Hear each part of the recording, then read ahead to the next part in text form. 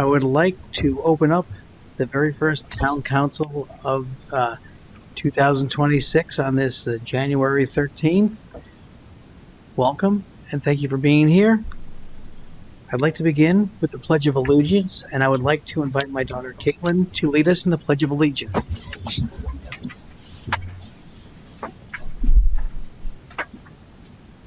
pledge allegiance to the flag of the United States of America and to the republic for which it stands, one nation, under God, indivisible, with liberty and justice for all.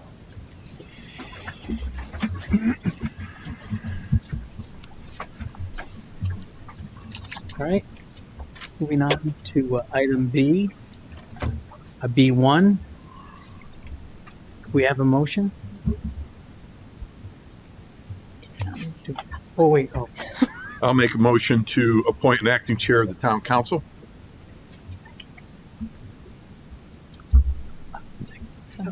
Second? All in favor? Say my name. Oh, yes. Say my name. Who's the acting chair? All right, we're getting That, that Patty Boy Williams be appointed to fill the vacancy as an alternate to the town. Oh, oops.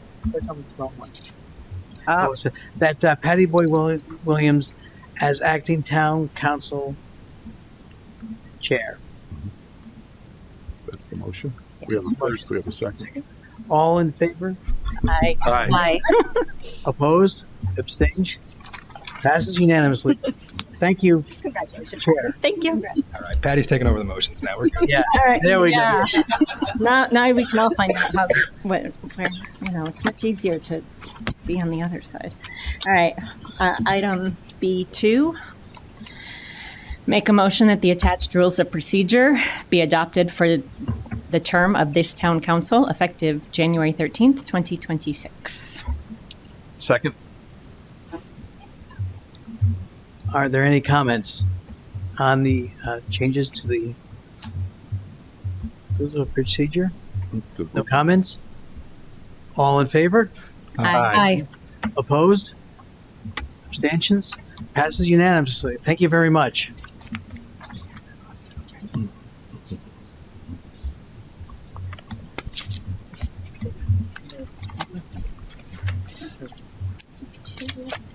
So we are,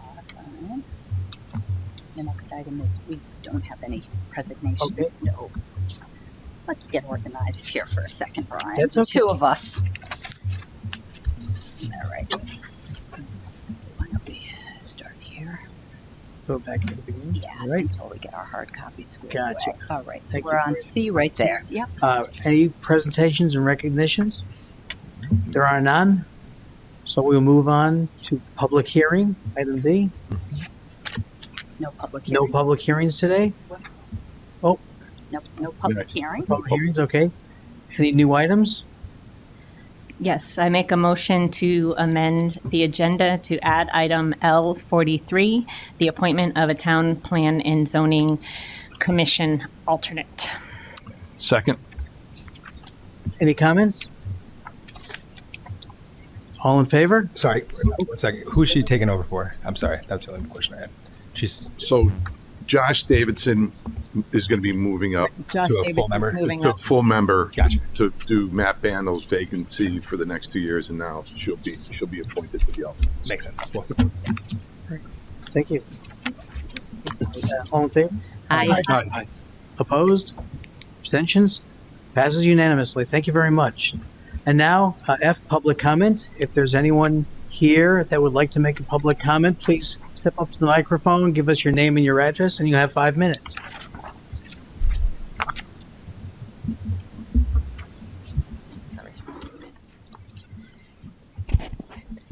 Joanne White, 19 Wells Drive. Good evening. I wanted to appear and speak again to reiterate our need for a comprehensive road reconstruction project in Wills Acres. When I spoke in October, I explained what had happened to our roads in 2018 and explained in detail how the infrastructure of our roads was severely compromised by not providing the proper materials under the asphalt. I also explained that other neighborhoods are getting fully reconstructed roads, but not Wells Acres. Shortly after my appearance and delivery of our petition from 56 neighbors, I received an email on October 23rd from Joe Capodeferro specifying that documents were being collected for the council and that the issue would appear on the November agenda. After the election, I noticed that the issue was not on the agenda, and I contacted him by email again to inquire about this. At that time, November 9th, he explained that because of the election changes in the town council, he tabled the issue until the new members were seated. On January 5th, I emailed Mr. Connolly to make sure our road issues were on the agenda. Not only did I not get a response from him, I was passed off to Ms. Blonsky, who sent me an email on January 7th that basically said the same thing she said in her letter to me on May 30th of last year, that our roads would be patched as needed and that a review of the need for driveway aprons and water drainage would be conducted. Basically, no new information was supplied, and obviously no review has yet to be completed since May 30th. The town could install patching and driveway aprons, but that will not address the underlying infrastructure issues of our roads. It's analogous to putting lipstick on a pig. The problem is that only 1/2 inch of asphalt was laid down on top of bare dirt and existing pavement with no grinding. The underlying areas are shifting and settling, causing cracking and sinkholes at the juncture. In addition, there is no grading done, so our roads do not crown properly. Water does not flow downhill, but pools instead. That water freezes in the winter, causing hazards and further cracking of the asphalt. There is no compacted gravel laid down before the 1/2 inch overlay. Lastly, 1/2 inch of asphalt is not enough to sustain delivery trucks, oil trucks, construction vehicles, and plows for 7 years without breaking apart. Last September, I approached the Democratic Town Committee and asked for assistance on this matter. I was directed to Mr. Ludkowski and Mr. Polsky. I sent them the correspondence that I had received to date, as well as my concerns. On September 29th, I received an email reply from Mr. Polsky that stated both he and Mr. Ludkowski read the correspondence and took a drive on the road in Wells Acres. I quote from the email, "Based on what we've read and observed, you did not get the same level of road repair and repaving that other streets in Farmington have received. The letters from the town do not provide a clear explanation of the reasons why those decisions were made and why the change from temporary to permanent status of the overlay was decided." On November 5th, I sent an email to Mr. Lukowski, Mr. Polsky, and Mr. Connolly congratulating them on their win to the town council. Mr. Polsky sent me an email later that day assuring me that they would not forget us and will bring up the Wells Drive situation and what can be done to make things better.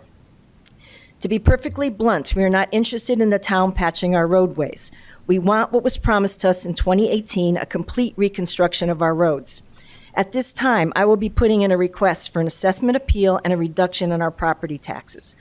The basis will be a lack of proper infrastructure of our roads provided by the town and subsequent lack of curb appeal, which lowers the value of our property.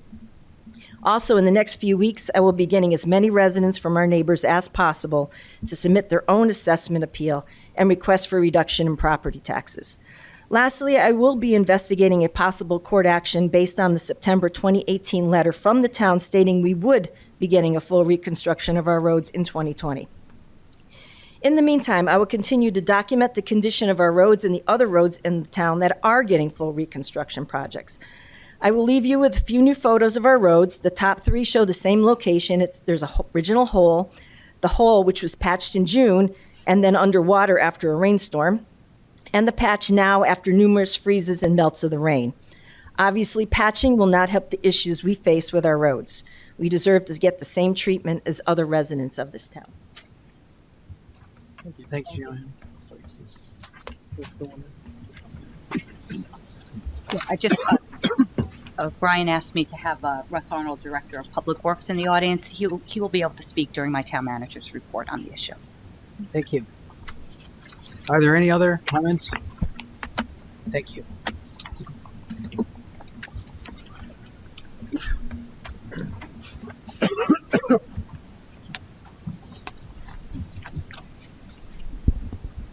Tim Kelly, 62 Westview.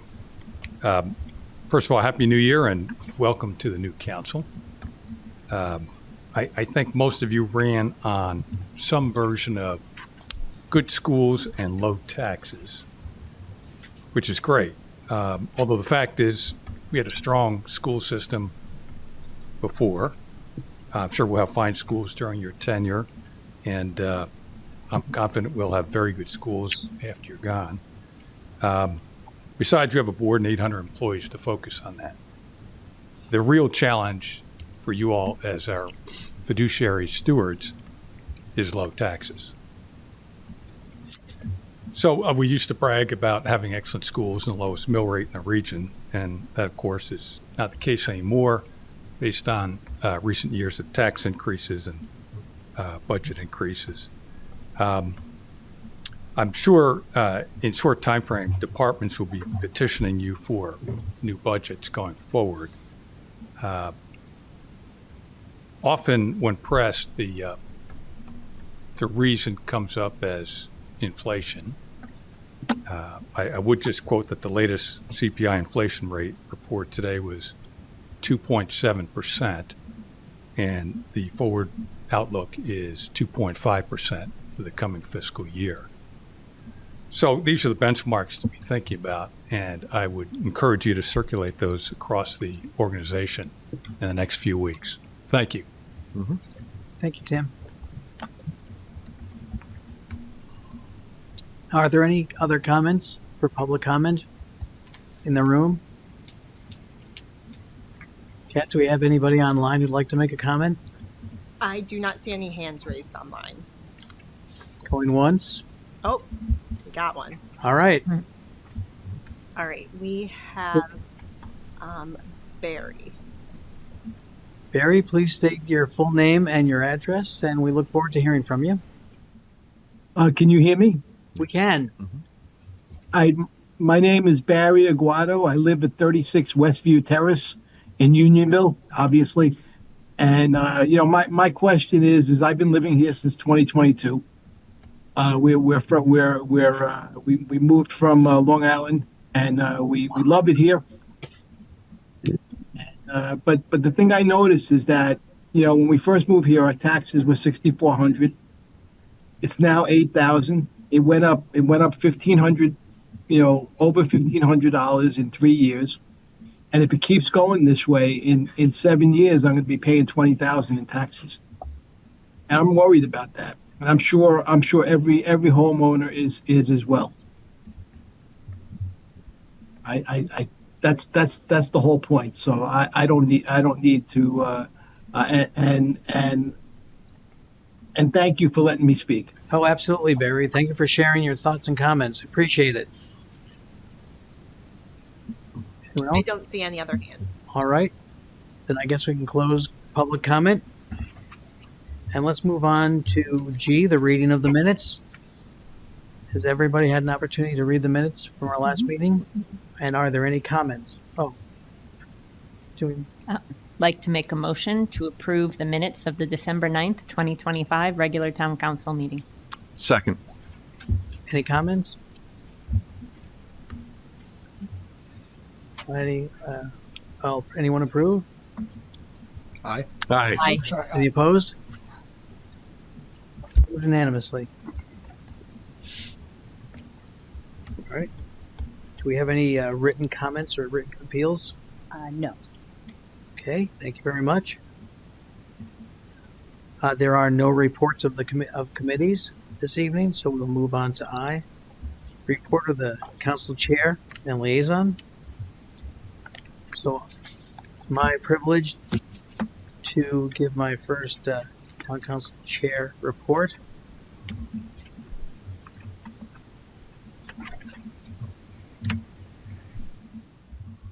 I'm pleased to report that this town council is well prepared to carry out its work on behalf of Farmington. We have met collectively to get to know one another, and I have also had the opportunity to meet individually with each councilor to discuss their strengths, interests, and goals. It's clear that we share many common priorities and concerns on which we can build. This is a well-qualified council with diverse skills and experience that will serve the town well. What we all have in common is a long history of public service in Farmington and a genuine commitment to the town's best interests. I look forward to working with each member of this council. I would also like to thank our town manager, Kathy Blonsky, for her strong support of the council and for her continued leadership in making Farmington the well-run town that it is. Kathy and her team are efficient, responsive, and supportive of the council, of residents, and of the needs of the town. I'm equally grateful for our state representatives and for the strong relationship we share with them. Their support at the state level is instrumental in helping us achieve our goals while keeping taxes low. Work is already underway on the town's strategic plan, and we will continue these discussions in the coming weeks. Preparation has also begun on the upcoming town budget. We will be meeting with each department to better understand their work and to discuss the resources needed to meet their goals. Next month, we will meet with our state representatives to learn more about current issues at the state level and to engage them in supporting Farmington's priorities. They have been tremendously supportive, and I am grateful for their continued partnership. Finally, I would like to thank the many residents who have taken the time over the past few months to share their interests and concerns with me. I truly appreciate your engagement and your input. I remain committed to staying accessible, listening to your concerns, and keeping you informed, and I look forward to the future with you. Thank you very much.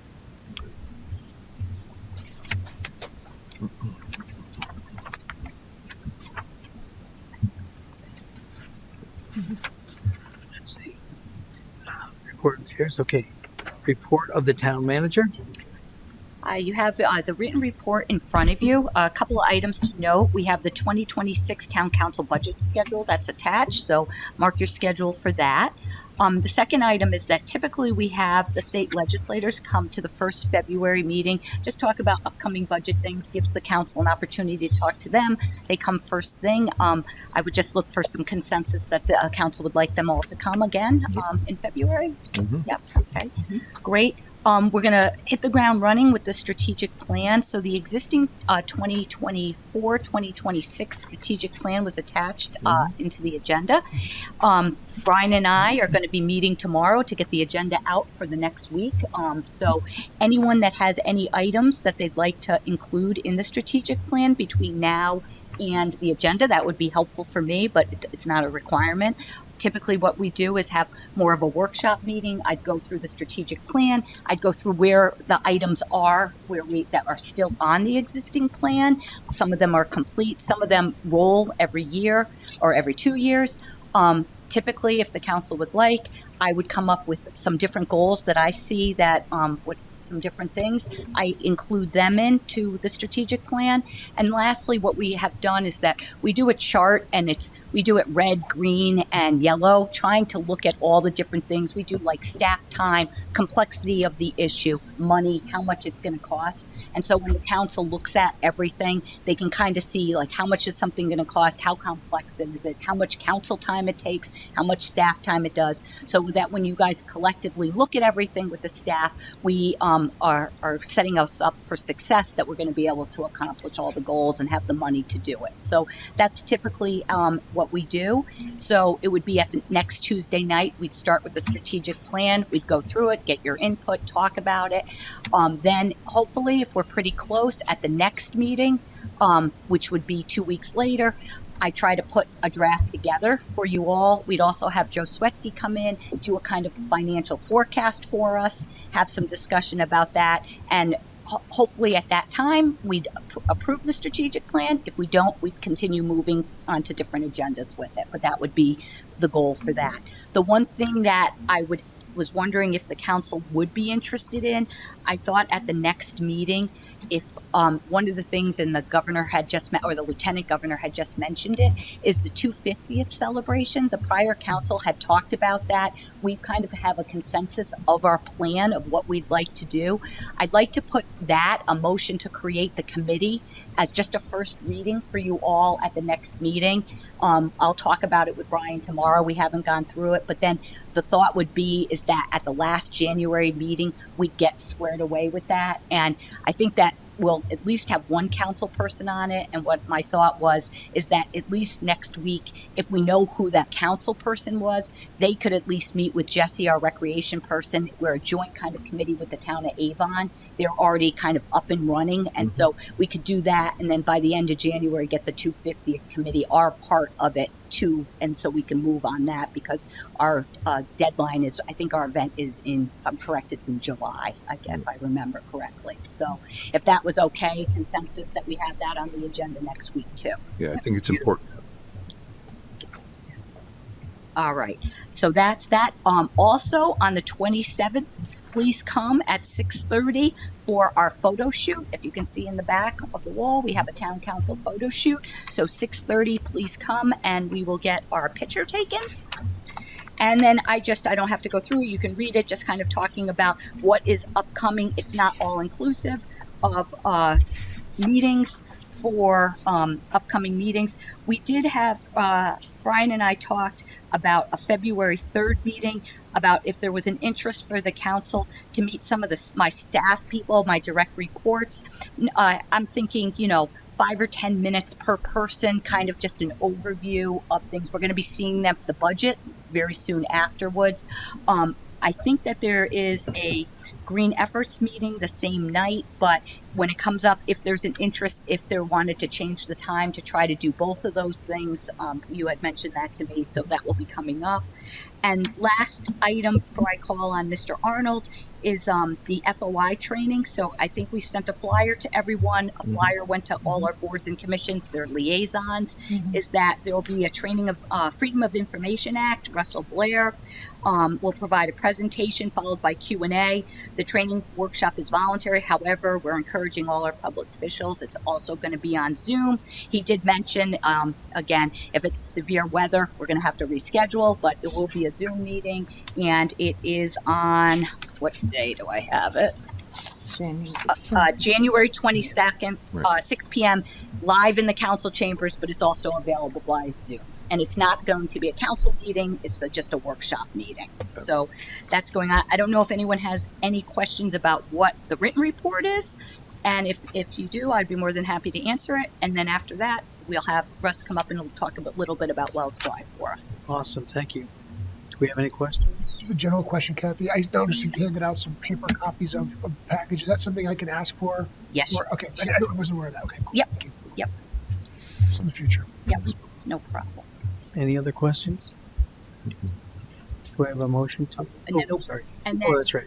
And Russ Arnold is our Director of Public Works. Most of you do know him, but I'll have him come up and just speak about Wells Drive a little bit for us. And I did send the council some information, so I know that you've gotten that.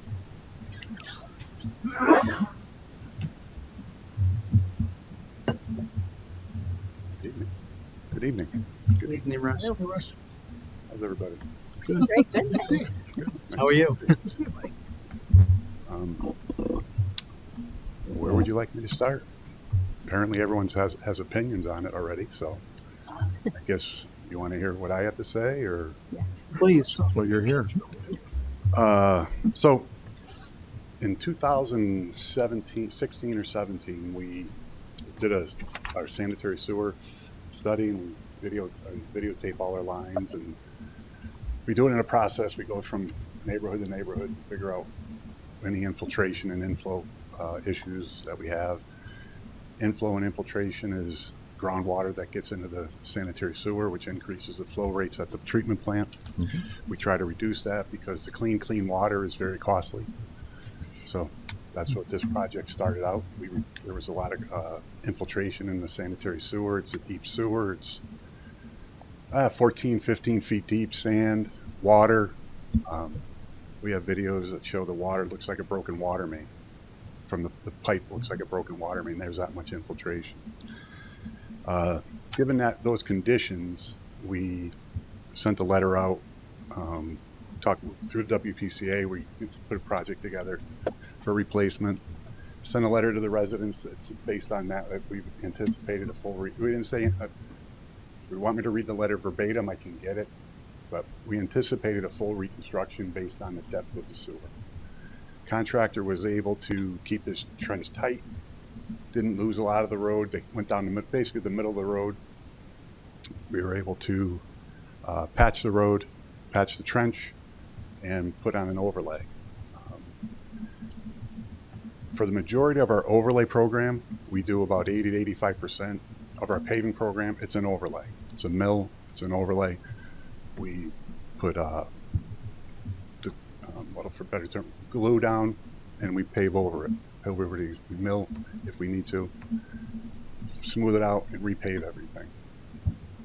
We've been doing that practice for 21 years. We've been very successful with it.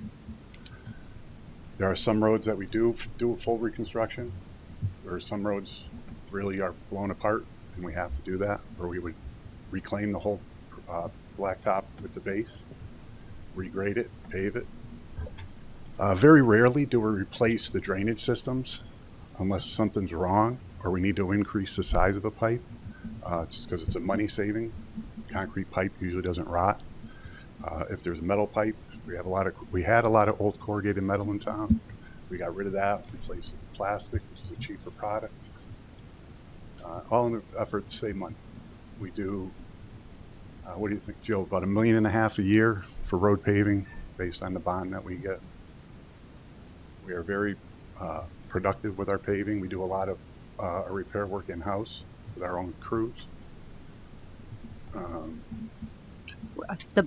When it really comes down to it, though, I mean, just to simplify some of this, because you and I have talked about it, and it's somewhat complicated, and is that the thought it was a sewer project, and when we have sewer projects, we like to do the roads. Anytime a utility project goes, water, whatever the roads are, the neighborhoods typically get bumped on the list because you don't want to tear up a road and then, do a utility and then pave the road again and then tear it up again. So this neighborhood, to be fair, was bumped in the scheme of things because, one, we were doing a sewer project. So they wound up doing a very extensive sewer project.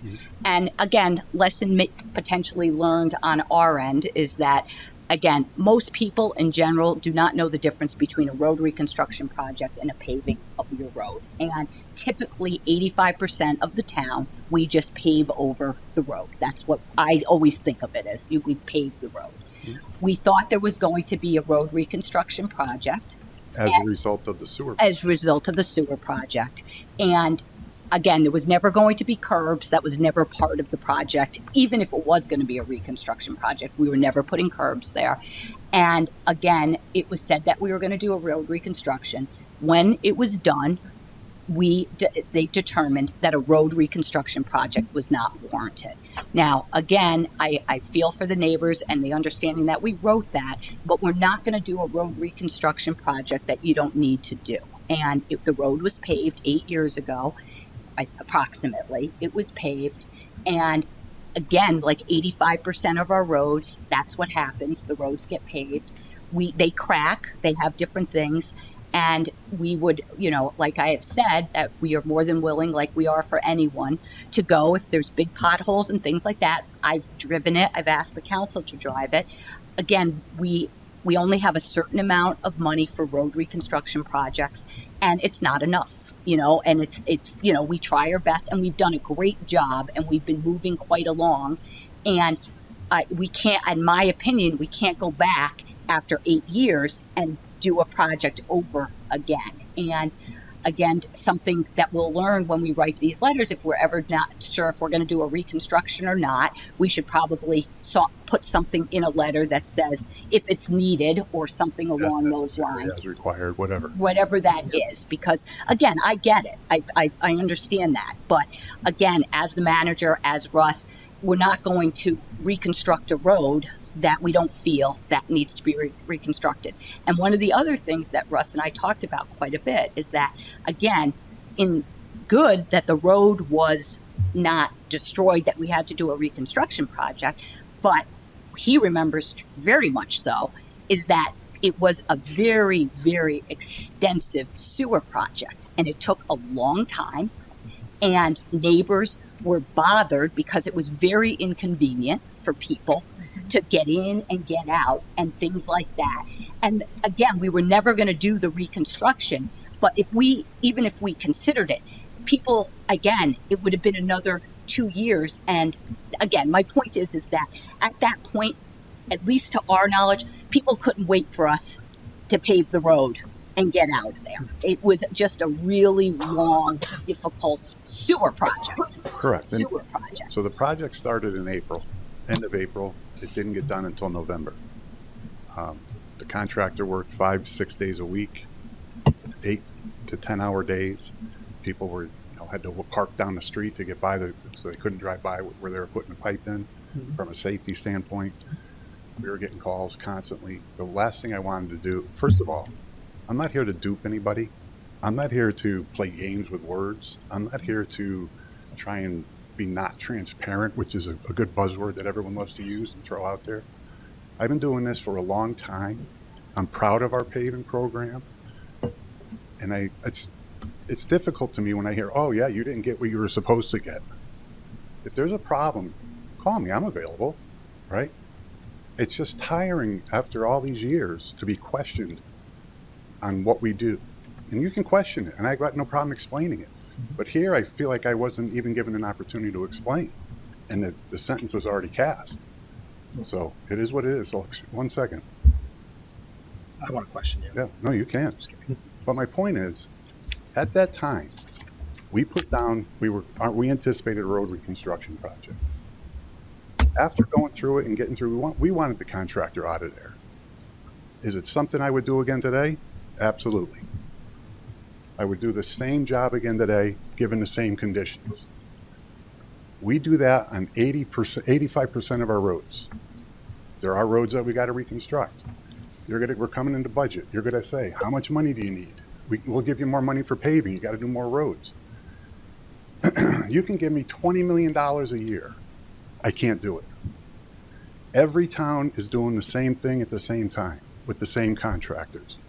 We can only do what we can do. And we do quite a bit more than other towns because we do our own work in-house and get done ahead of time. My point to you all is, I'm not here to lie to anybody. I'm not here to try and cheat somebody. These are my taxes too. I don't like wasting money. That's not what I like to do. I get very upset when I find something went wrong, when we could have corrected it. This I would do again tomorrow, and we could have the same conversation. We can talk about verbiage, how thick the pavement is, fine. But I'd still make the same decision again. So it's not like, geez, I shouldn't have done that. But when you're living it, and those people are very upset that they got to go live it and eat it and breathe it every day, you're doing whatever you can to get out of there, to get them back to where they need to be. And I'm not, Yeah. I just wanted to say that because you know what? I want everyone to know where I come from.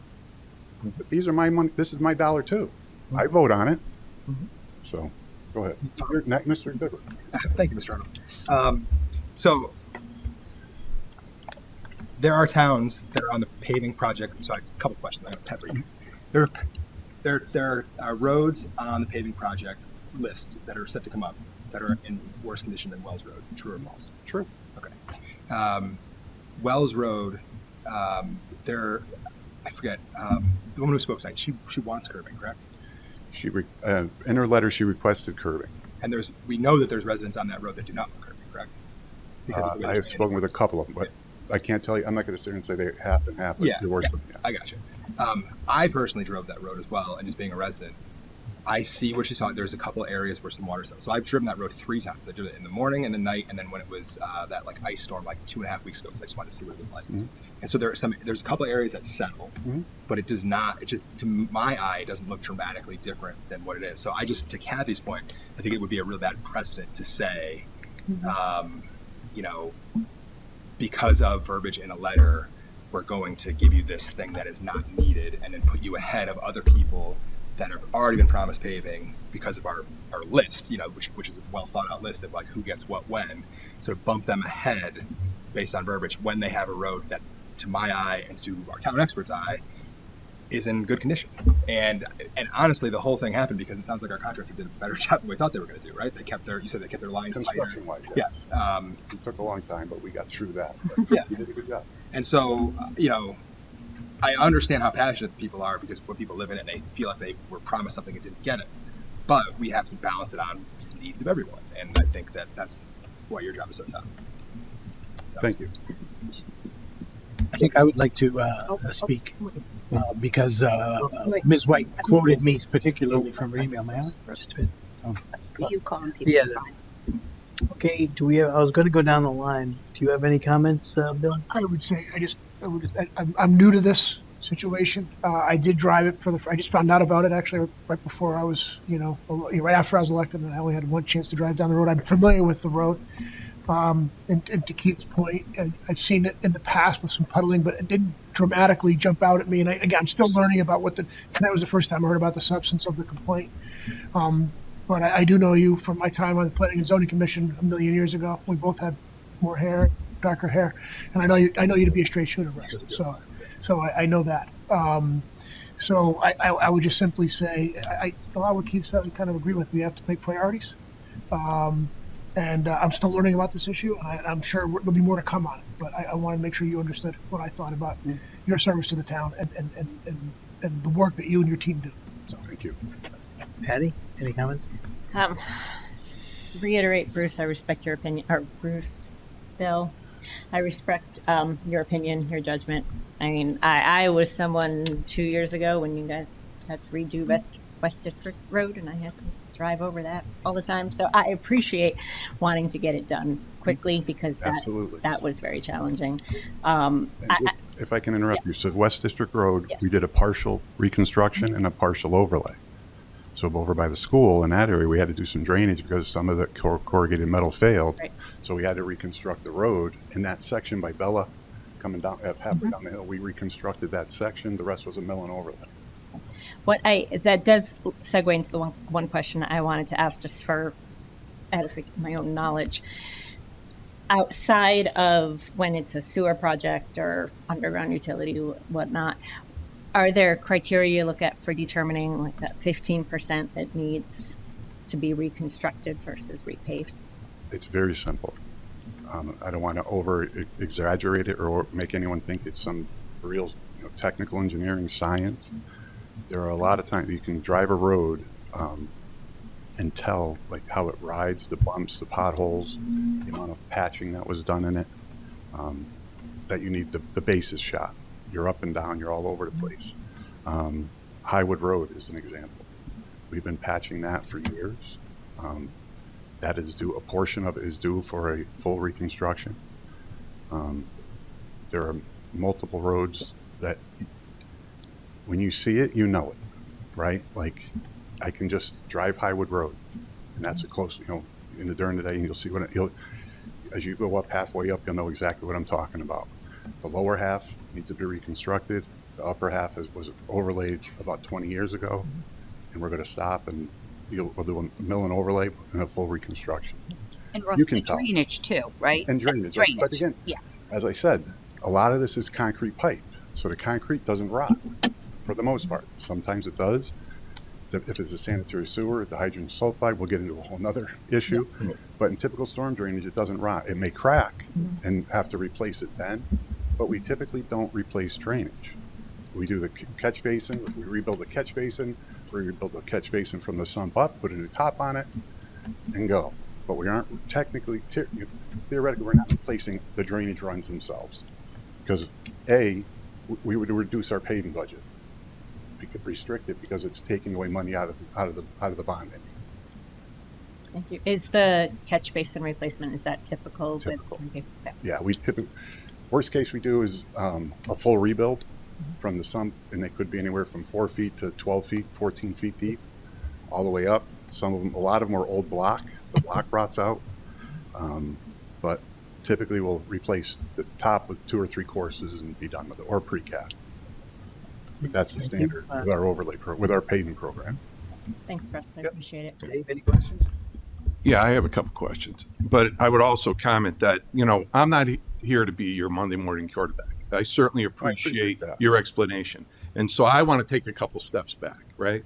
When we get a letter in September in the middle of a campaign, we definitely, these people are in the first district and they definitely have a right for their them to contact their district representatives, 100%. which you agree with, and we go out and take a look at that, right?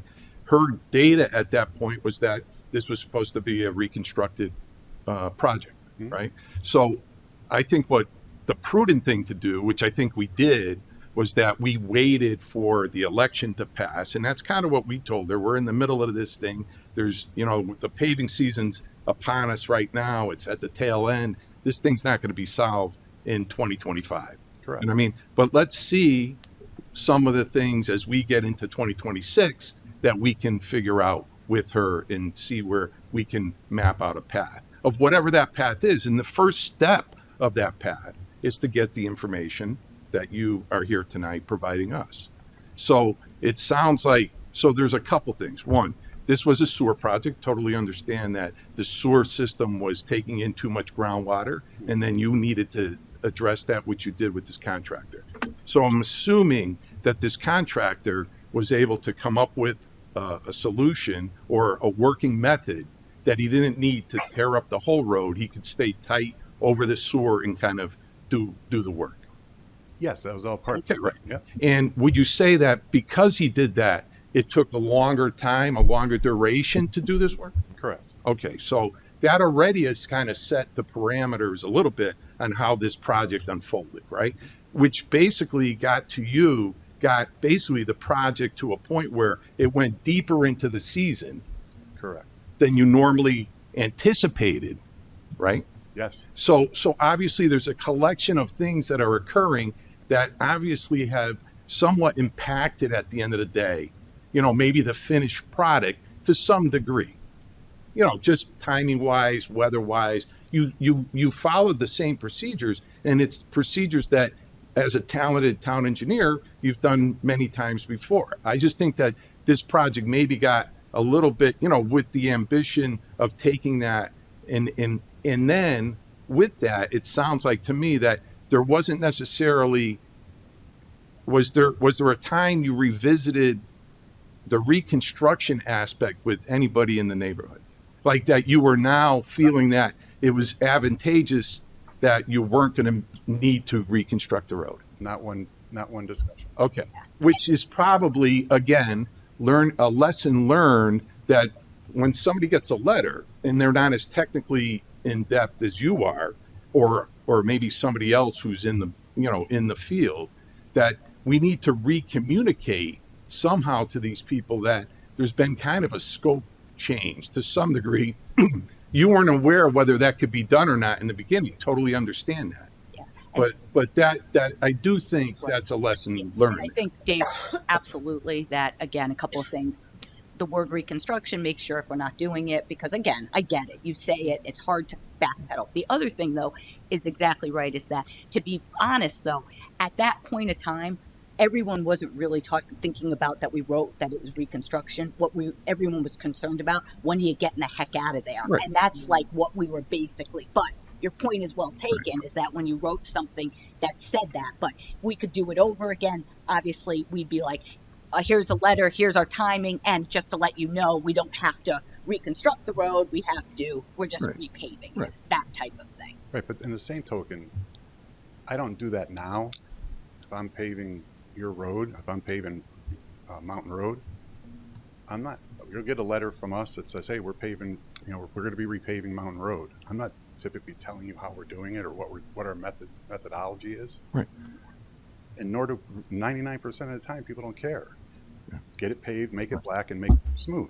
Yeah. And then we complain about the speeding. Right. That's the process. Yeah. Right? But I hear what you're saying. Right. And I'm not arguing right. what you're saying. I don't want you to take it that way. No. But to go back, yes, lesson learned. Do I put and or possibly? I don't want to. To me, I'm a black and white person. Mm-hmm. Right? Here's what we're doing. Here's what we're trying to do. And as I predicated this whole thing, I'm not trying to dupe anybody. I'm not trying to lie to anybody. No, and I'm not. And I don't want you to take that I'm saying that. I'm not saying you did, but I'm just putting it out there. Right. But my point is, it's a construction process, right? And things happen, as you know, in the business. Things happen. Change orders come up. Things happen. You unanticipated. I'm digging 14 feet in the ground. I don't know what I'm going to find. Right. I found it they put the sanitary sewer through rock, mm-hmm. and they made a tunnel through the ledge. Right. It's not in any notes anywhere. There's no pictures of it from 1965 where the pipe getting tunneled through ledge. So there was extra time. Things happen. And as Kathy said, at that point in time, people are like, get out of here. Mhm. We don't want this. Like, you're done, right? And I wasn't in that point in time like, hey, we can do this. This is fine. Everything's good. We can overlay, patch, and overlay, and get out, and we're done. We're out of here by Thanksgiving. Mhm. And that was it. You know, that's the end of story. There wasn't any like, hey, I'm going to lay awake at night and say, how do I misconstrue the letter I wrote? Right. Or Matt wrote or whatever, but it can't, you know, I take responsibility for it. So I just want you all to be aware that Mhm. we put it out there like worst case scenario. You could be looking at, you know, we're going to do reconstruction based on what's happened. Right. What we anticipate. Right. Nadine, do you have any? But I just want to add one. So I don't disagree with the fact that how you manage a complicated sewer project in a neighborhood, and at the end of the day, we're in a position not to do a full reconstruction. Right. And I'm not going to get stuck on the reconstruction aspect, but I think the one thing I would say is I think not necessarily, however we need to do this. I think we just want to establish that if there is a change of a nature of like we just want to make sure that communication somehow gets tightened up to the point where there isn't a miscommunication. And you're right. I'm in the business, and it doesn't take a lot. I'm like, trust me, I'm in the business, and just like you've thought about a lot of things. We've all thought a lot about things, but it's just that extra step. You know what I mean? It's just that extra step. That's all. And Dave, let me tell you, after this, and we've gone through, Right. I'll be I'm not writing any letters. I'll be looking at the letters That's fine. because Right. you know, it's like I said, I feel very much for a resident that saw that, and let me tell you, when I saw it and it said the wrong thing, and it was not we didn't do the wrong thing, but the letter said that, and that's bothersome to anyone, and and so again, Russ looks at it at 1,000 feet as the engineer. My job is to look at it at 10,000 feet to make sure the communication and things of that nature. That's how we work. Well, Thank you. How about you, Nadine? Any questions? No. The only thing that I would just add, I value your expertise, Russ, and my only question is around the pictures that she shared today. As we're going into spring and it's still snowing, would there be some sort of options that we would offer? Obviously, without doing a reconstruction, I agree with the communication being clear, but just being not using the word. Transparent. So just being responsive Right. to the ask and working with the neighborhood to, support. There are issues that you can see here. Clearly. And On a good day, it probably is perfectly fine, but just providing some options to. I think that's what we communicated, that we would go out and we'll Perfect. patch the pot, cut the pothole, patch it, and do it. It's not going to be a fly-by-night thing on Route 4 where they just fill the holes and don't. We'll cut it and patch it. Just so we're clear, though, it's been 7+ years since we paved. Blacktop, concrete, it all expands and contracts. It's going to crack. Every road cracks. As things still settle, right? It happens. So can I sit here? And she's not lying. I think there are a couple places settled. We're going to patch it, but I'm not going to patch it in January, February, March, or April. Right. I'll do it in May, get a good hot patch, and cut it and pave it, that type of thing. But I'm not going out. If I went out and did more than that, you all would be questioning me, going, what are you doing? Because now I'm not paving your road, right? Well, I was over here again, right? It's like, I got to look at the big picture. Kathy likes to say 1,000. I'm up around 15,000. But I appreciate it. And is it a jump, too. what is the cycle for a new road? Is it a 20-year? I would say closer to 30, but it really depends on how busy the road is and things like that. We try to get a good bang for our buck. We have roads in town, Nadine, that haven't been paved since they were paved originally. I think it might be like And not being one of them. I'll turn it over. Brightwood Road. Do you have any questions? Original paved. I do. I thank you, the rest of the council, for their comments, Dave and Nadine especially. I think you got most of it out there, but since she quoted me in particular, I do want to reiterate personally, I was not trying to impugn the decision or the work that I appreciate that. that was done. So wanted to say that the joint communication that Dave and I had sent to her, and I know she pulled some things out of context from that. So the point though that both Dave and Nadine had made though, because I did walk that entire street during the campaign season, they do have some issues settling. And the driveways where they meet the road, there are gaps and there's water pooling and, freezing in January and potential safety issues. We do need to get on that and do some paving. And I know her driveway in particular was done and patched and joined up to the road. But I think there's other residents who need that and a settling that's done. And I'm glad we're going to take a look at that in the spring. Yeah, no, absolutely. And listen, we get complaints constantly, and I call them complaints. It's more like information. Hey, you got a pothole here. Hey, you got this, you got that. And we address them as soon as we can. We usually, if there's a pothole complaint, within 24 hours, typically the next day, it's getting taken care of. Because otherwise we're responsible for any damages. So I have a reasonable amount of time to fix it. But once we get it, it's on the list and it gets fixed. So we really are on top of our game with that. I am confident to tell you that within 24 hours, any complaint for a pothole gets patched. And this certainly, just like any other road, will receive the same amount of attention that we would give it and give it our due diligence. We're not trying to hide from anything. We take care of it and we'll go. And I've already had I drove it with our highway super a couple times and he's talked with our foreman and we have a plan together and he's got a list of what we're going to get going and taking care of in the spring. And we're going to look at the driveways and see. That's part of it, yeah. Exactly. Yep. Thank you, Russ, for making this a part of your town manager's report, because I think it's important that we get a chance to discuss this. I mean, I know I really do appreciate all the work that you do for the town. Thanks. This particular issue, I know that we're going to do what we can, but we have so many other priorities as well as this one that I know you're addressing on a daily basis. We'll take care of it. That. Thank you. So I think I make a motion. I'll make a motion to accept the report of the town manager. Second. all in favor? Aye. Opposed? Abstentions? Passes unanimously. Thank you very much for that Good. discussion. We Thank you. appreciate it. All right, let's move on to L, appointments. Hey, we'd like to make our first. It's my understanding that for items L1 and L2, we are postponing those motions until the next opportunity to discuss. All right. L3, I make a motion that Pullman and Comley be appointed as bond counsel for the period January 2026 through January 2028. Second. Any discussion? All in favor? Aye. Opposed? Passes unanimously. Thank you very much. Agenda item L4, that Metzger, Lazaruk, and Plum be appointed as labor counsel for the period January 2026 through January 2028. Second. Any discussion? All in favor? Aye. Opposed? Passes unanimously. L5, I move that Updike, Kelly, and Spellacy, PC, be appointed as Land Use Environmental Council for the period January 2026 through January 2028.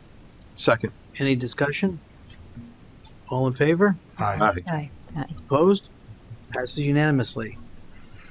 L6, I move that Joseph Swetke be appointed treasurer from January 2024 until January 2026, and that compensation for the treasurer be set at $5,000 annually. Second. Any discussion?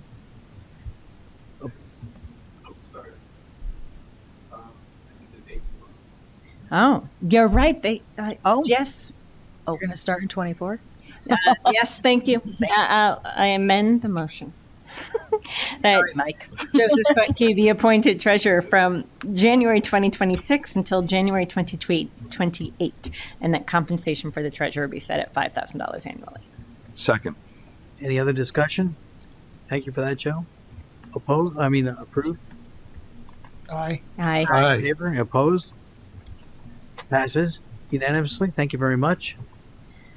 L7, I move that Julie Albert, Assistant to the Director, I move that Julie Albert be appointed as Deputy Treasurer from January 2026 until January 2028. Second. Any discussion? All in favor? Aye. Opposed? Passes unanimously. Now my agenda got messed up. Okay. L8, I move that the following banks and investment pools be designated as depositories for town funds. These banks are listed in the agenda unless I need to read them all. As attached. As attached. As listed. Second. Any discussion? All in favor? Aye. Opposed? Passes unanimously.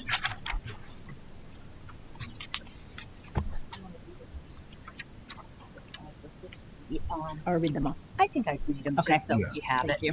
Yeah. All right. There's some mistakes in there. Yes. L9. At least what's in the, It's not I the have- printed agenda. yeah, on the printed. All right. I move that the following be appointed as members of or liaisons to, as applicable, the following entities or commissions. 1928 Building Committee, voting member Dave Litkowski. FHS Building Committee, voting member Bill Beckert. Board of Education Liaison, Bill Beckert. Liaison to Conservation and Inland Wetlands, Patty Boy Williams. Liaison to Economic Development Commission, Dave Litkowski. The Liaison for Town Planning and Zoning, Bruce Polsky.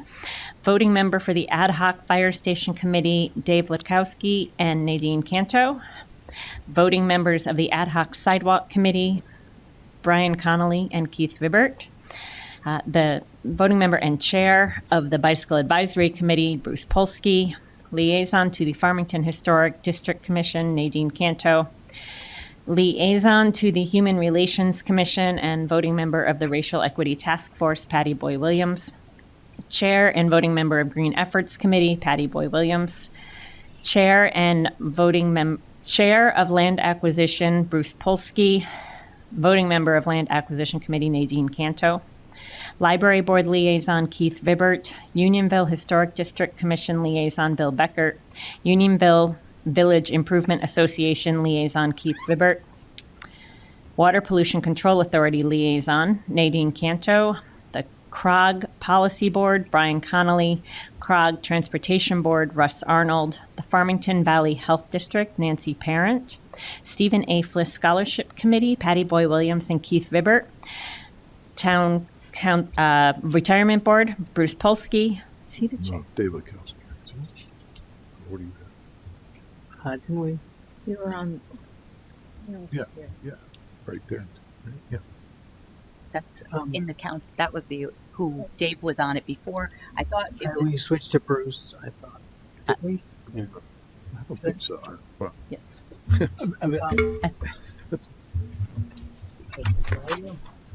How do you want to do that? Who's?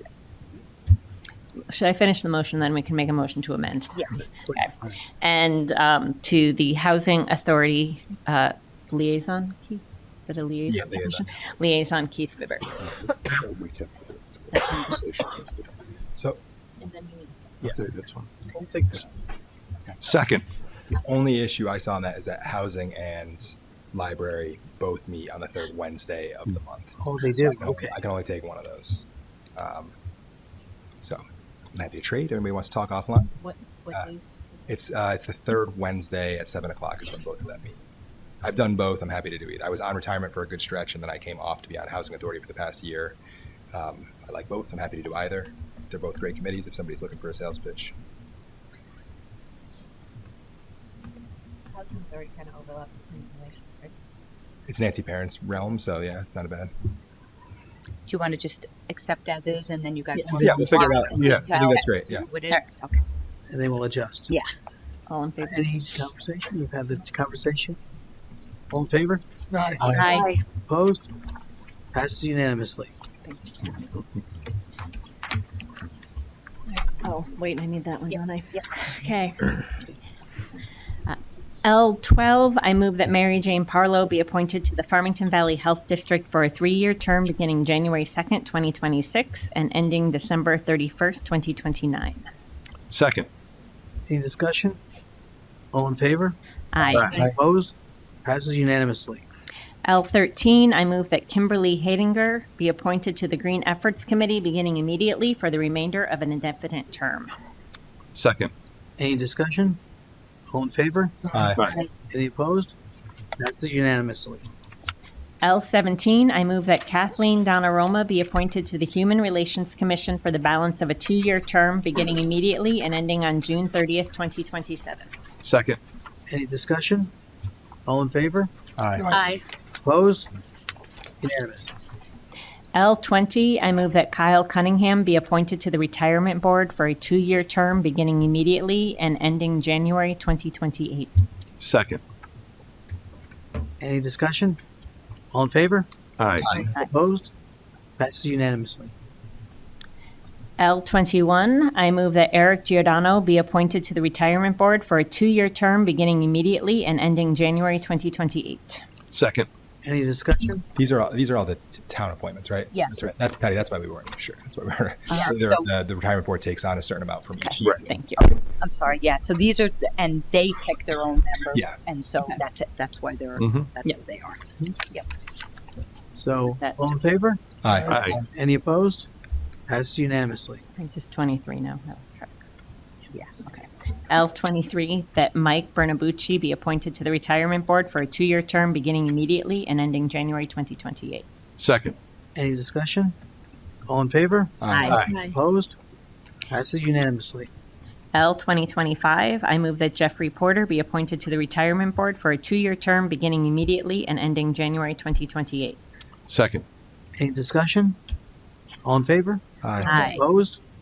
Passes unanimously. L27, I move that Kyle McIntyre be appointed to the Retirement Board for a 2-year term beginning immediately and ending January 2028. Second. Any discussion? Mr. Chairman, I'd like to recuse myself from the discussion and abstain from the vote as Mr. McIntyre is my son-in-law. Thank you for letting us know. Thank you very much. Any other comments? All in favor? Aye. Opposed? That's an abstention. Passes with, An abstention. sorry, Pat, any abstentions? One abstention. Thank you. Yes, passes with one abstention, 6 votes with one abstention. Thank you for that.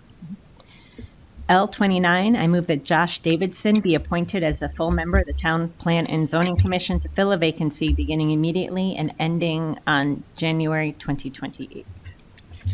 Second. Any discussion? All in favor? Aye. Any abstentions? Opposed? Passes unanimously. Thank you.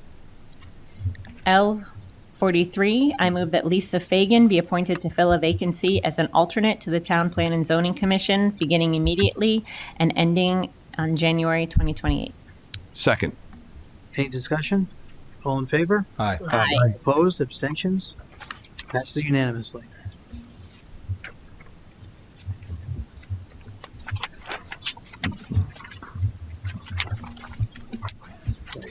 Is there any old business to discuss? No.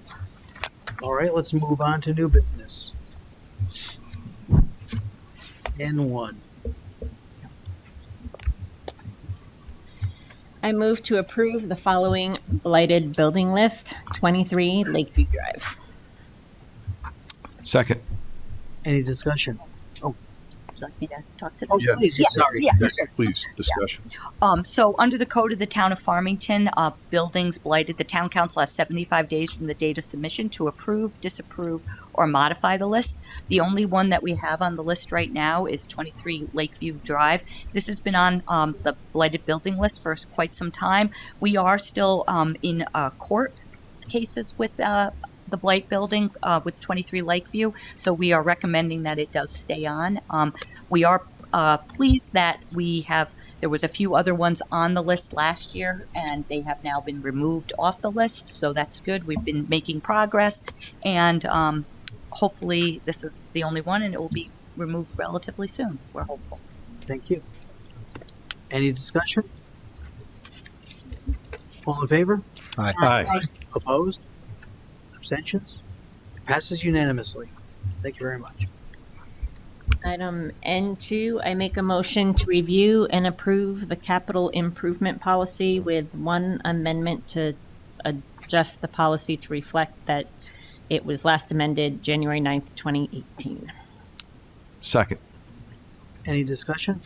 So the capital improvement policy, the next few items are our financial policies. This is something back since 2005 around that we've had these financial policies. Just for the new people on the council, you would be surprised that how many municipalities really do not have these types of financial policies, and even more so that you have the financial policies and you stick to the financial policies. Our bond agency really likes that. One of the policies coming up is our joint policy with the Board of Ed, which is almost unheard of that we have a joint policy. So we have not made too many amendments to them. Like Patty said, we have been approving them. At this time, the staff is not recommending any change to the capital improvement policy. Thank you. Any further discussion?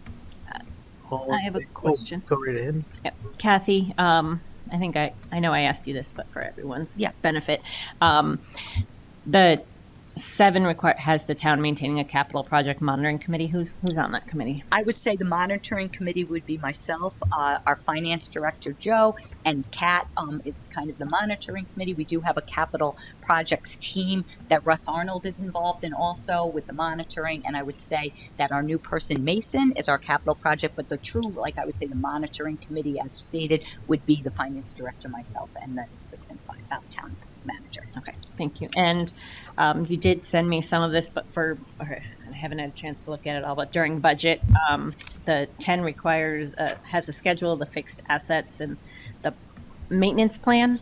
So if we can talk about that more when we get into capital, we'll have that. And we are working on updating our maintenance list for some of our equipment and things like that. We do try to keep it up to speed in the audit. We have all our equipment in just tons of stuff, but we're going to try to simplify it. And we do have some basic maintenance plans on buildings, on equipment, things of that nature. So we're getting that together for you guys for the capital. Mm-hmm.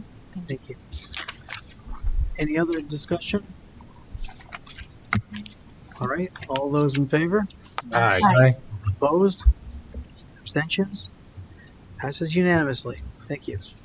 agenda item N3, I make a motion to review and approve the attached debt management policy. Second.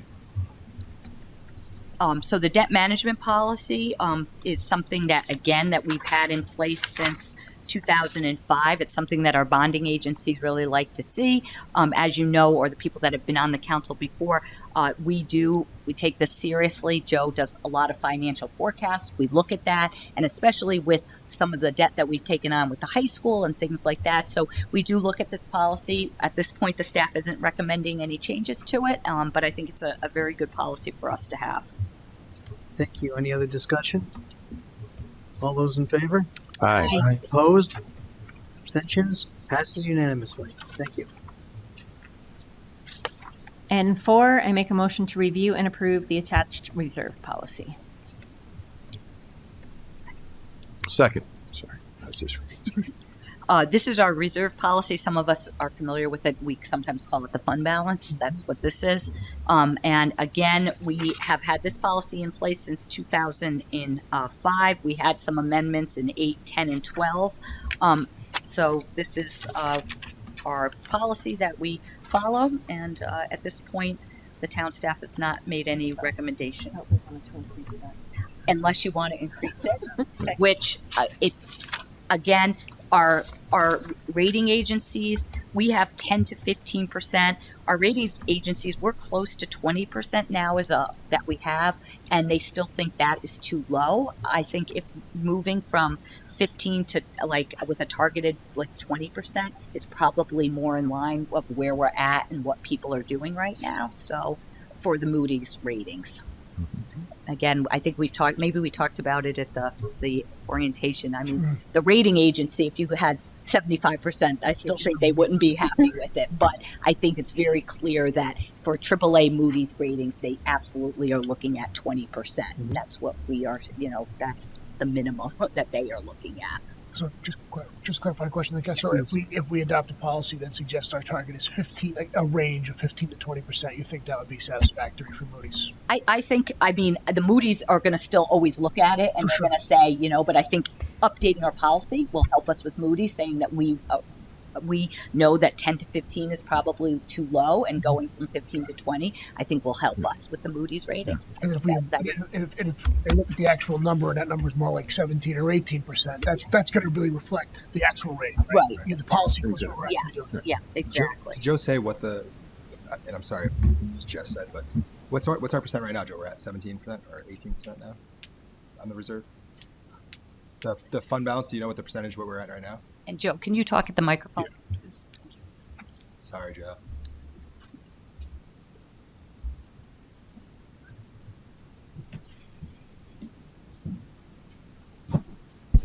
Depending upon how you measure it, the auditors will come in here in a couple of weeks and they'll tell you that it's at 1%, and I'm going to tell you that it's at 19.5%.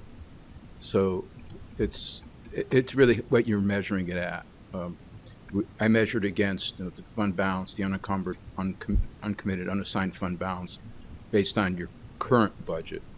They're going to tell you that based on your fund balance at June 30th, based on your last year budget, it was considerably higher or considerably lower. So right now it's at a little over 19%. And just so you understand where a lot of the rating comes from, they would love to see, and I think I shared the credit report with Patty. They love to see 20%, and they'd love to see more than 20%. And they always rank us against other towns, not Connecticut necessarily, Connecticut towns, other towns in general. And that's somewhat unfair. We've often pointed that out to them. That's not fair, because in a lot of those communities that they're comparing us to, they don't have boards of ed as part of the town, their districts or whatever. So we do include our board of ed budget as part of it.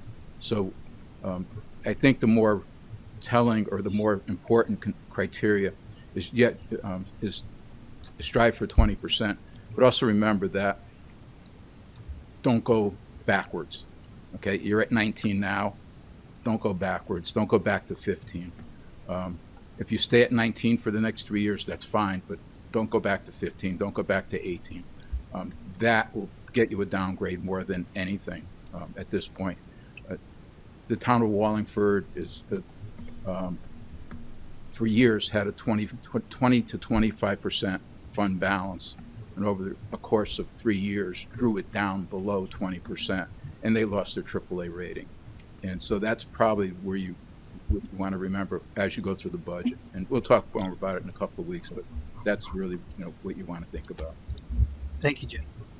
Are there any other questions? Does anyone, do we want to change it? Yeah, we want to amend the motion. To amend the motion.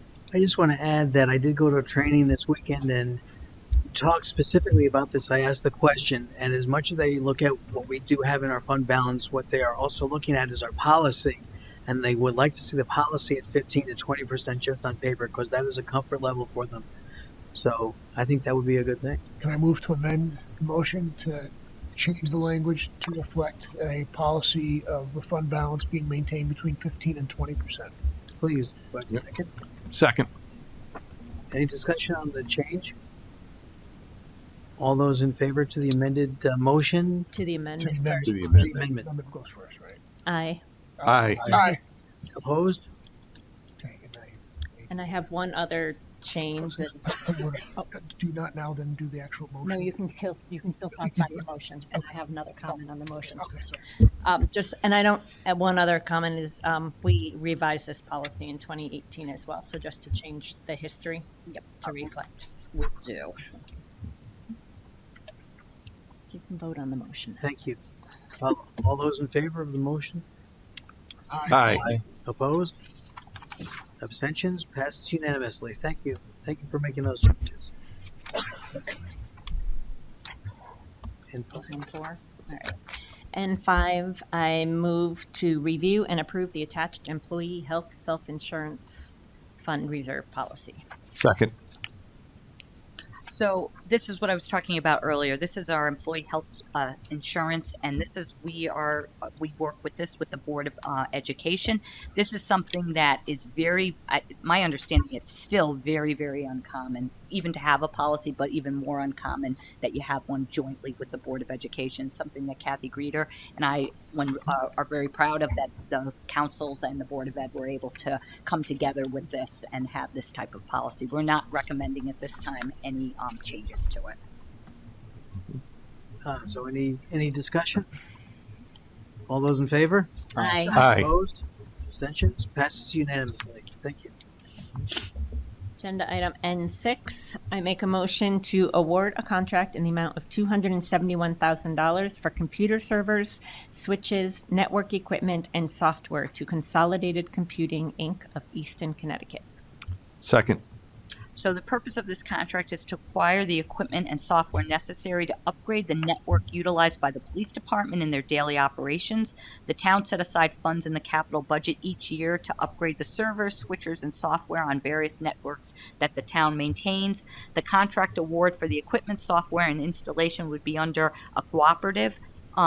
These contracts that have been developed by nationwide cooperative purchasing groups after extensive bidding processes. Funds are available in our townwide technology, and the reason why this is in front of the council is because it values over $50,000. All right, any further discussion? I have a question. What's the current balance in this account? Joe, could I know the answer, but I didn't write it down in front of me, so I don't want to give the wrong answer.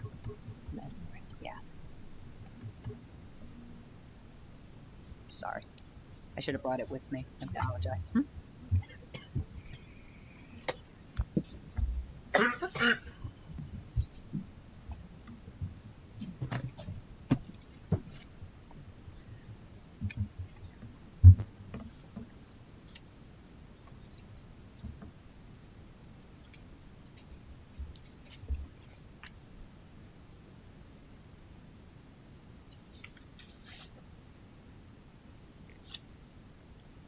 So currently, there's a balance of $399,000.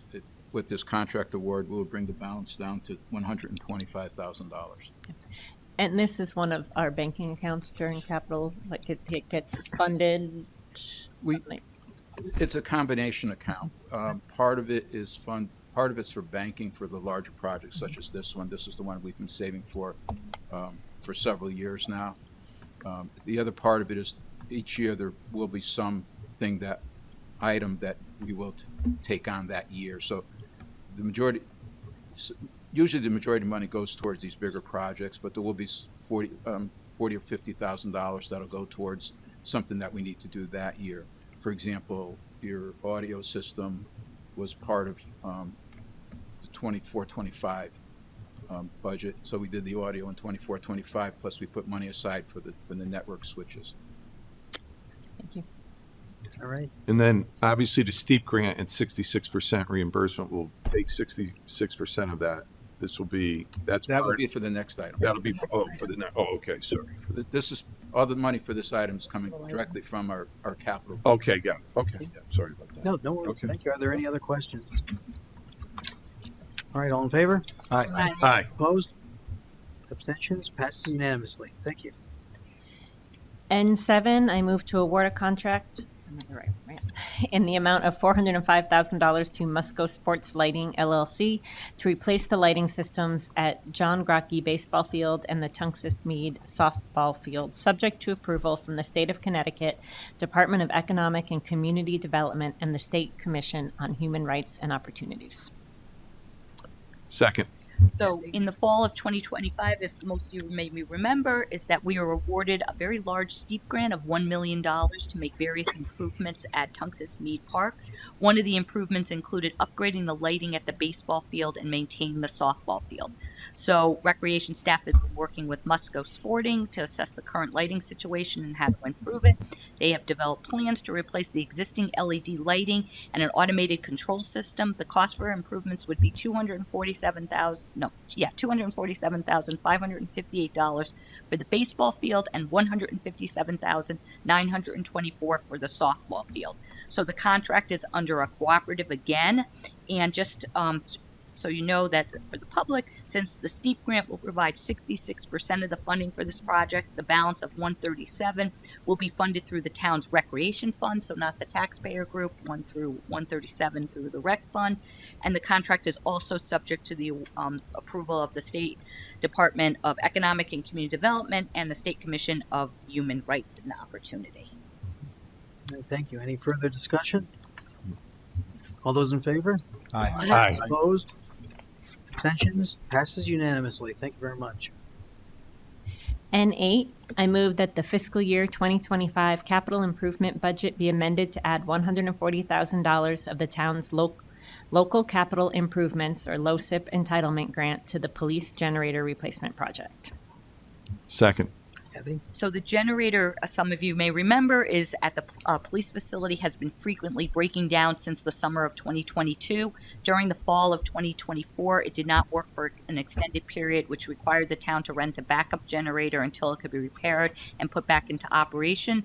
The cost of the rental backup generator it was over $25,000, and the manufacturer has indicated, because of the age and the generator, it's very difficult to obtain replacement parts that's ready to be replaced. Since the generator was a crucial component of the town's public safety and emergency management, in April of 2025, we requested the town council approve the use of $220,000 in LoCIP to replace the grant. Since that time, the town has engaged an engineer firm to develop the plans and specifications to obtain bids. Staff recently opened the bids and received a bid of $307,200. This bid, along with the engineering costs that were incurred, have resulted in a shortfall of approximately $140,000. Fortunately, the town has a small remaining balance in LoCIP entitlement grant programs to fund that can be used for this project. However, to use the funds, the town must demonstrate to the State Office of Policy Management the funds are included in the town's capital improvement plan. Thus, the agenda item is that we're moving it to show it in the capital plan. Approval of this motion would satisfy the capital improvement plan requirement and allow the available grant funds to be used for this project. Staff will be available to answer any questions. All right, thank you. Any questions? Patty? Joe, I understand that there's two LoCIP grant programs and that the process changed in 23-24 for how they're funded and how we use the money. Can you explain the different programs and then the amount of funds currently available and are like unencumbered funds available to the town? Sure. This program's been around, the LoCIP program's been around for over 30 years. And the way the program ran up until a couple of years ago was that you would get an allocation, the state would allocate money to every town based on certain criteria, usually a part of its population. But you didn't just get the money, you had to apply for it, and you had to apply with specific projects. And those projects actually had to be shown in your capital budget. So, and there was also limitations as to what kind of capital projects. For example, you cannot use education, do anything for education. You cannot buy rolling stock, so we couldn't buy dump trucks. Actually, at the very beginning, you could buy dump trucks, but they changed that over the course of the years too. So we've used it for various projects. We paved the parking lot in Town Hall here with money one year. We've been using it for the communications upgrade at the fire department and at the police departments, buying the mobile radios and stuff, thermal imaging cameras. A lot of those projects were used for that.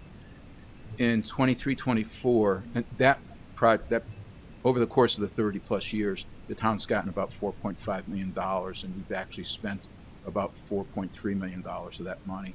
Currently, there's a balance we have one project I think it was 2 years ago. It was either last year or the year before.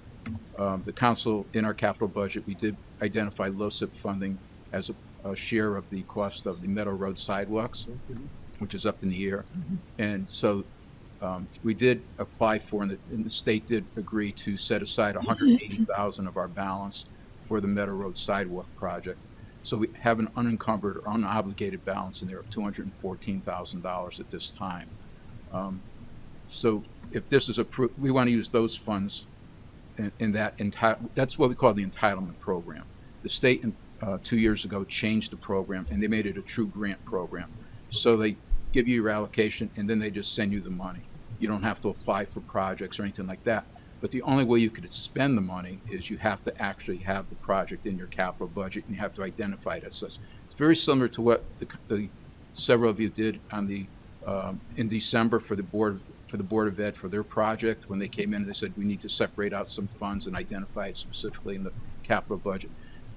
This is kind of this motion is somewhat similar to that type of thing. But again, the allocation program now is you have to show it in your capital budget. You have to and you have to tell them how you're going to spend it, and then you have to follow up with them and give them reports as to how much you've spent each year.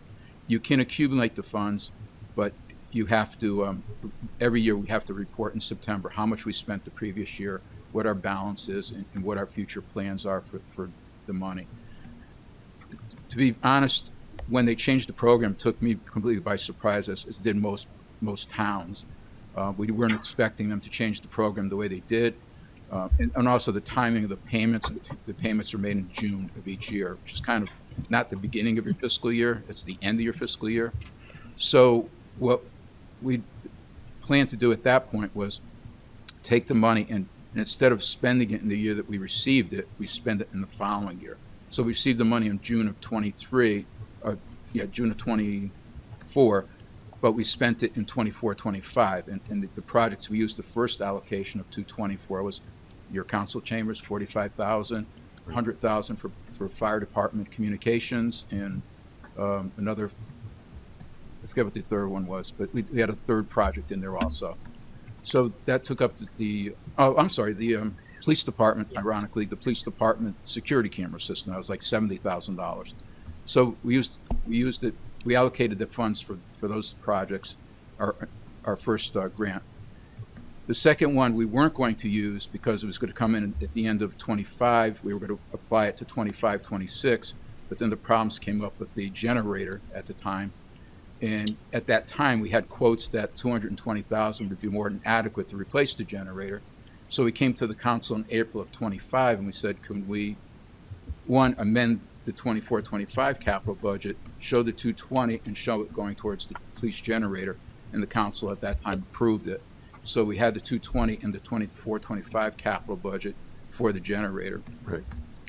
Almost a year later, we hired an engineer, we went out to bid, and lo and behold, the bid comes in at $307,000. So it comes in over, plus we have to pay the engineer, even though, I don't know. We have to pay the engineer, and we have to pay and we have a bid, the low bid. It's a good bid, it's a good company. So we would like to go forward with this project. We'd like to actually get this going. It's been almost a year now. The current generator is still breaking down. A few weeks ago, it blew a lot of oil out. It went dry. We don't know why. And fortunately, they were able to fix it. And we do have oil in it now. It does run. So we'd like to get this going. We figure it's a 180-day project. So even we're probably going to still go through the bulk of this calendar year with the old generator. So that's a short history or a long history of the LoSIP program. And we still the have 25. If you're not seeing anything in the 25-26 allocation right now, the capital budget right now, because the money that's coming in June of this year, would like to go back to the old practice and put that towards next year's projects. we have funds then from the so we have the entitlement funds unencumbered. We have 2 years of entitlement. We have under the entitlement grant, we have $214,000. If you approve this motion, we would have approximately $72,000 left over. And then we would have, and then we've received approximately $440,000 over the last 2 years on the pure grant program. We've spent probably 4,500. We've probably spent about 100,000, probably 140 of that total so far. And then is that where the Meadow Road is encumbered? The Meadow Road is covered in the older program. Okay. Yeah. Confuse us Right. more. Sorry. That's okay. Any other discussion? And just to give you an idea, that older program's going away. Once everybody uses their funds, it's going away. The state has actually pointed out to us that we're one of the few remaining towns that has a balance in that old program, and they would love for us to get rid of that. So this is probably a good opportunity to put to go towards getting rid of it. Excellent. So a couple things. One, the 180 days, that includes what, like ordering it, getting it on site, and putting it like in place, right? And then is it a plug and play? Is it basically what's there coming just out, and then this thing's just getting dropped in? I don't know. We haven't really decided what's going to happen to the old one. There were some thoughts about keeping it there and using it as a backup. Then there's some thoughts. Russ has this crazy idea we should put it on a flatbed truck and drive it around town. Well, no, I'm just saying. I mean, those are all possibilities. I mean, so there is something that, whether you have two there or this thing, the old one goes away or gets on a flatbed, this one's going to be more or less in the same location. Yeah. Okay. Yeah. Okay. And this also includes, and to be fair to the engineers and stuff, this also does include upgrading the transfer switch and stuff, which the original quote did not include. The original quote was a pure generator, Right. but everything there is. Well, I mean, I think it's everything also there is from 2002. and I think upgrading the transfer switch is probably Yeah. included. So there's a lot of upgrades taking place. Excellent. Thanks, Joe. Are there any other questions? All right. All in favor? Aye. Aye. Opposed? Abstentions? Passes unanimously. Thank you very much. Agenda item N9. I move to award a contract for the replacement of the generator at the police facility to R&C Electric LLC of Bristol, Connecticut at a purchase price of $307,200 base bid only. Second. So you have the note, and I think we've had some discussion. Unless I No, I think Got it. Yeah. All right. All in favor? Aye. Aye. Opposed? Passes unanimously. Agenda item N10, I move to amend the appointments to the 1928 Building Committee as follows.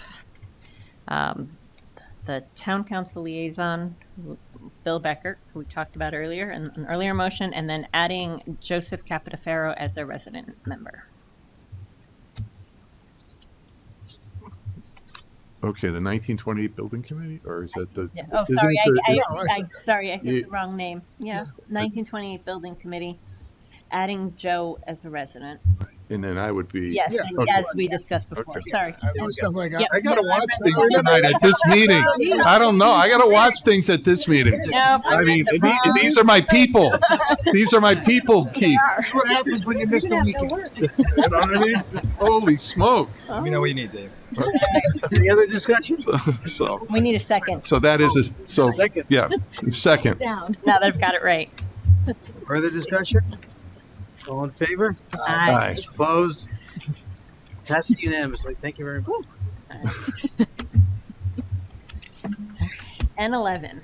I move to set the rate of compensation for the town clerk at $93,963. Second. As you can see, as the note, the town council position is assigned to pay grade 7 of the administrative pay plan, and that's the starting salary. The town clerk's position historically has been on our administrative pay plan. Any further discussion? All in favor? Aye. Opposed? Abstentions? Passes unanimously. Thank you very much. Item N12, I move to schedule a special town council meeting on January 20th, 2026 at 7 p.m. in the Town Hall Pavilion. Second. Any discussion? This meeting is to talk about discuss the draft strategic plan. Any further discussion? All in favor? Aye. Aye. Opposed? Abstentions? Passes unanimously. Item N13, I move to schedule a special town council meeting on February 3rd, 2026 at 7 p.m. in the Town Hall Council Chambers. Second.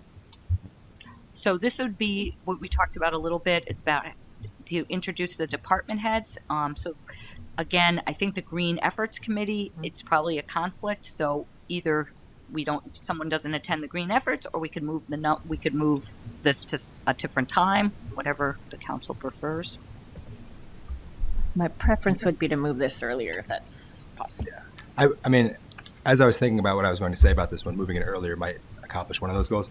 My objection to this motion would be a couple of things. One is I love the spirit of it, and I think one of the things that Brian has brought as in his leadership role is he really wants to get everybody on the same page. So, you know, we had the pre-meeting before we got together, had a lot of conversations with people. I think the spirit of that is excellent. I do think that a bare minimum 6 to 7 of us have been long-term public servants of the town of Farmington and know a lot of the people that we would meet at that meeting. It doesn't mean that we couldn't have productive conversations. I also know that at the end of February at the budget meetings, it's kind of when we get a best of the year from these department leaders. You know, I think of like Rose Pani's presentation is always, you know, very interesting about what's going on in economic development. Nancy Parent, we speak with Russ, we have a chance to, the police chief, fire chief, so we really do get to see everybody, and it's only a short time later, and they're already scheduled. And a lot of these people are 9-to-5 employees. So my other objection is I get a little bit queasy about making 9-to-5 employees attend a lot of our meetings. We're volunteering for it, they're working. So having them come in at times when are non-traditional. So I think, so if we were able to squeeze this in, we all have jobs too, so I know that, but if somehow to squeeze it into working hours, I think might be more productive, and or maybe asking for more robust presentation at budget time, or to allow more time for question and answer at that time to kind of put this on that meeting that we're already having when they come in. And the last one was just understanding the commitment of town council, which I think that we're all comfortable making the commitment to volunteer time. All of us are going to be on boards and commissions coming up.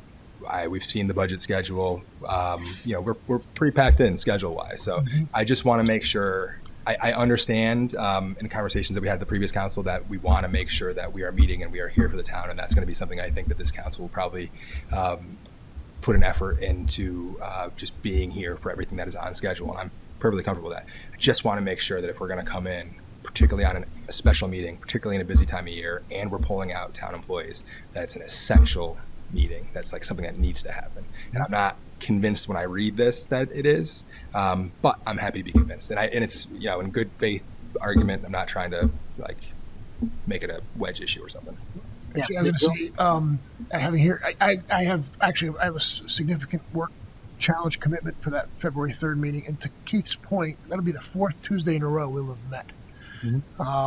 And to your point as well, we are going to see them again in February. And, coming from the Board of Ed, I know Nadine would agree, we have staff that work long hours. And some of them sign up for it, but, these are people that don't sign up for that, So I think Keith makes a pretty valid point that maybe we reconsider the idea of calling a meeting on the 3rd at this point. I mean, we can do it next week if, upon reflection, if we change our mind or whatever. But I think Keith's point is pretty valid.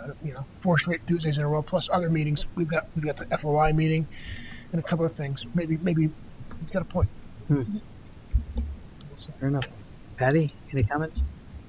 I hear Bill and Keith's points. I will, and I guess this is, more of a comment for folks who are new to the council. When I first joined, Nancy Nickerson had a meeting like this where all the department heads came and talked to the council, and I personally found it helpful, which I think is part of where this stemmed from in terms of the suggestion. But.